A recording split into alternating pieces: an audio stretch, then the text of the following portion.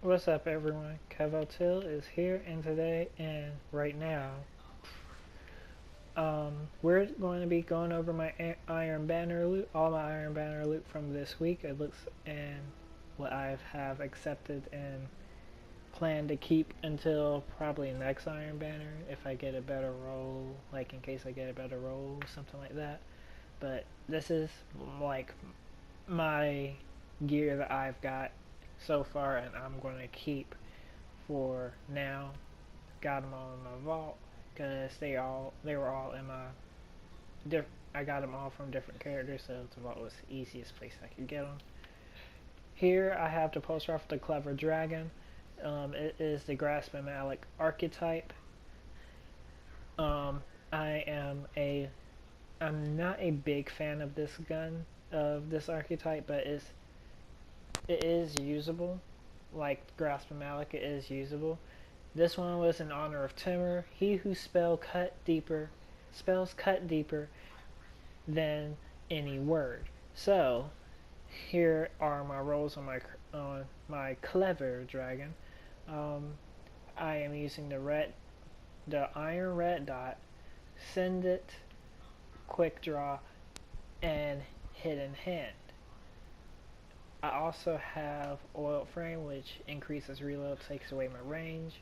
Expended mag increases magazine, decreases my reload, and life support kills with this weapon while critically wounded have a chance to start regenerating health. Overall, it's a pretty decent perk.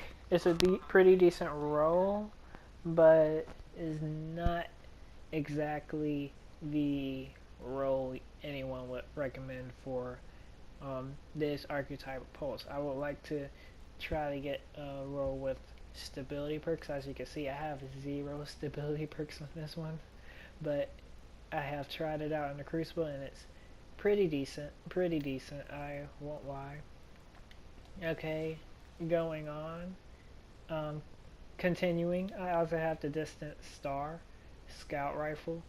This one, I love this gun with a passion, with a deep passion because of just basically because of Rhodas was forged in honor of Aphrodite, she whose watchful eye guarded us from afar. So I think I said this before. Did I say this? I want to know why she left the Iron Lords before. I want to know what happened, but this is in honor of Aphrodite, the new woman who's hosting Iron Banner right now, currently for year 3. That's her. And okay, I left the party. Well, okay, that was out of nowhere. PSN must be whacked out today. Well, here's my rolls. I got braced frame, increased stability, reduced magazine size, hand laid stock, increased stability, reduced range. So I had two stability perks and a choice between reducing the range or reducing the um, magazine. I have seen what happened when you reduce the magazine. It goes down to 10, and I thought that was a bit much. So I said, let's reduce the range. It's not but a little bit, and it's a scout rifle. It will do the job. On the middle tier perks, I have full auto and armor piercing rounds. I went for full auto because it just feels, it's just anything with full auto should be better, right? Right, guys? No? Okay. Yeah, well, I chose full auto. It's very fun. With full auto and hand laid stock or brace frame, this gun is super deadly. All I have to do is hold the trigger and it will unload on my enemies. And I had a good 2 final perks to choose with life support and Firefly precision kills with this weapon cause the target to explode. And I chose Firefly because I get visual pleasure from actually killing them like that. It just feels good. Can't lie. I mean, true, this is going to be helpful more than, this is going to be life support is going to be way more helpful than Firefly, but I like the visual pleasure. And that's what I'm going to roll, but I know I'm going to be swapping to life support at some point during my day, so yeah, that's going to be a thing. Moving on to my next rifle, the Unbent Tree. This weapon was forged in honor of Saladin, he who bore the banner's legacy upon his shoulders. Now, this is also being sold at the vendor if you are somehow unable to get one. I don't know how you are unable to get one. Just as long as you're playing Iron Manor, you should be able to get one. And you can buy these really cheap. I think they were like 25, 50 marks. Yeah. So I don't know how you would miss this. Well, anyway, this is a full auto of max rate of fire archetype of auto rifle, like the Doctrine of Passing. Yeah, that kind of archetype. It is, to me, that's an okay archetype. That's an okay archetype. I'm not a big fan of them, but they're okay. My roll is Perfect Balance and Handling Stock. I had a choice between two stability perks yet again on this roll, on this auto rifle. So I went with Perfect Balance because you see how much range that takes away. Yeah, I thought that was kind of hurtful to an auto rifle, so I said let's go with Perfect Balance. On my middle, in the middle row, I got Lightweight. When held, this weapon grants +2 character agility and armor-piercing rounds. These Iridium core round overpenetrate targets. Overpenetrate. Their mass slows down weapon handling. So I chose this because it increased the range a little bit, and I do roam, but I don't think +2 character agility would make a difference. So yeah, I went with armor piercing rounds. And my final row, I got Counterbalance and Feeding Frenzy. Both of them are really good, but I said this is a max rate of fire auto rifle, and it has nowhere near stability as a Doctrine of Passing. So I said, hey, I got one stability perk, why not go for another stability perk? So I went with Counterbalance. This weapon has increased stability. Feeding Frenzy is also a great perk for this gun if you have plenty of stability, like if you have hand late stock or what's the other one? I forgot. Hand late stock or something. It was 2 stability perks. Like they both give large amount of stability in cost of, one is in cost of magazine and the other is in cost of hand late stock. And then you have hand late stock, which is costing you range. But Feeding Frenzy is also a really good perk. Always love to see that perk in places. I don't hate it. It is actually pretty good to use. And I enjoy using this gun. So moving on, I got the shotgun, the Proudspire. Don't know how. This one's also at, Lady Aphrodite is also selling this gun in the temple.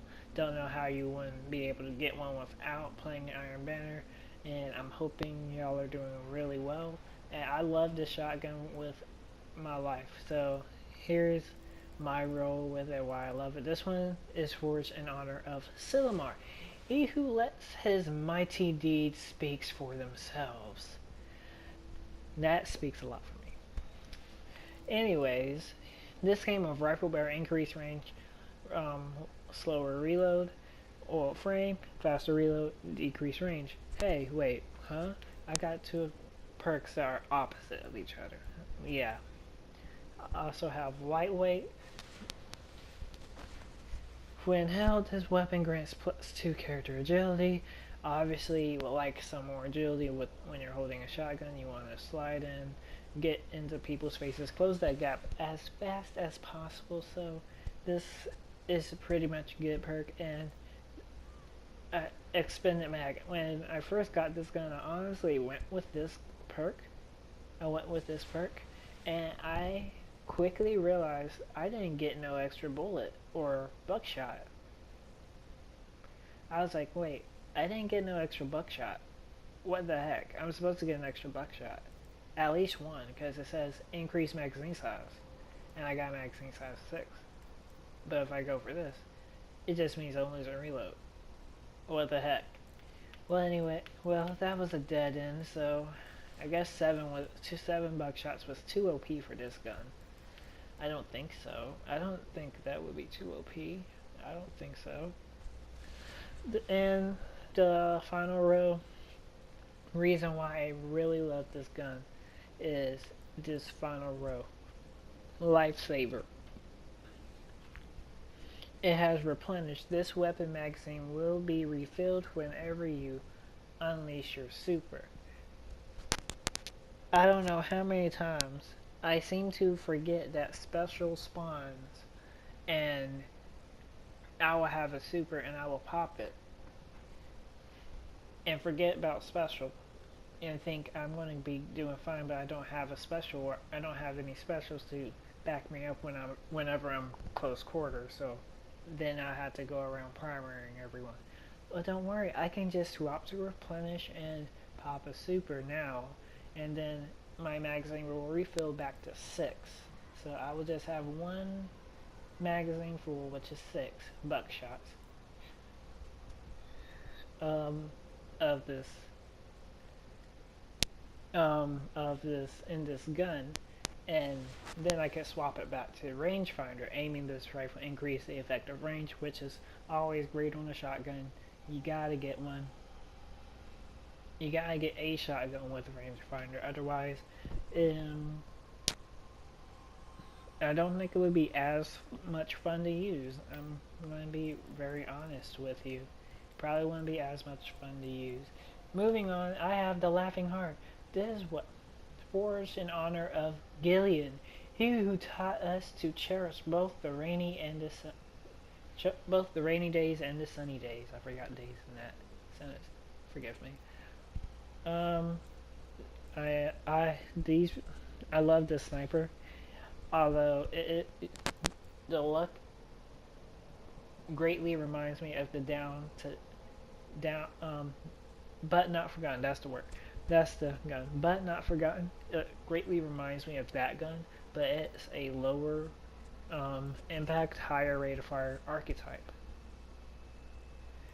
And my rolls were perfect balance and rifle barrel. I could have went from rifle barrel for probably to increase the aim assist, because I believe range value also increase it. The higher your range, the higher aim assist you get. But I'm like, don't really care. I think it has for a faster rate of fire, it has a bad stability, so I'll increase stability. It came with quick draw and single point sling. I chose quick draw. This weapon is drawn unbelievably quick, and that saved my butt a couple times. Call me an idiot, but I don't really run quick draw on my Blade Dancer ever, because I always felt like that was going to be a perk that I always thought it was going to be like that perk that would be addicting, so I never used it. I ignored it. And not to mention, I can get it on the gun, so if I have it on the gun, I want to use that instead. Next, on the third row, we have Hidden Hand and Triple Tap. Hidden Hand, I'm using Hidden Hand for PvP, but for PvE, this is a very viable choice for PvE because of Triple Tap. PvP. Hidden Hand, this gun gains better target acquisition, which is aim assist. In case you don't know what target acquisition is, it's basically more aim assist. always